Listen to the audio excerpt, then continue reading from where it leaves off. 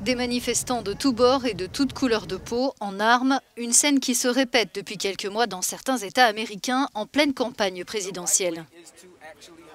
On est là pour protéger des biens à la demande de leurs propriétaires. On veut la justice, on veut la justice. Mais ces individus n'ont aucun lien avec les forces de l'ordre, ils alimentent la contestation et parfois l'insurrection. À Kenosha, les tirs de la police sur un homme noir, Jacob Blake, ont déclenché la colère, puis des incendies et des pillages. Les manifestants de Black Lives Matter ont alors accusé des extrémistes de s'être immiscés dans leur mouvement. Pourquoi? Pourquoi? C'est pas des gens d'ici qui ont fait ça.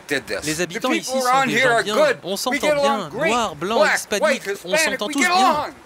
Ce mouvement n'a rien à voir avec la violence.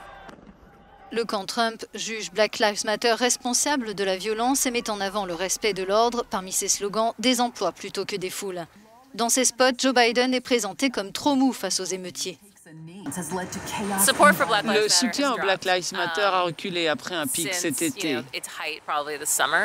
D'après cette professeure, le dénigrement du mouvement trouve un écho auprès des électeurs de Donald Trump. Ces divisions, Black Lives Matter, tout ça, c'est beaucoup plus important que ce qu'on pense et ça fait vraiment peur.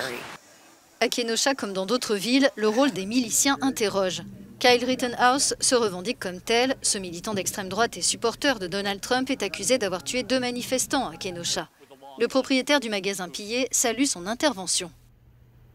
Il aurait dû y avoir beaucoup d'autres gens comme lui ici cette nuit-là. Dans le Michigan, les miliciens d'extrême droite, appelés gardiens du serment, Oath Keepers, viennent d'annoncer leur intention de patrouiller devant les bureaux de vote le jour de l'élection, en armes, comme toujours. Une action redoutée par les autorités comme par une partie des électeurs. Les lieux de vote seront le jour J directement reliés à la police. Quand est-ce que toute cette colère va s'arrêter? Et si les résultats définitifs de l'élection se font attendre, de nouvelles tensions sont à craindre.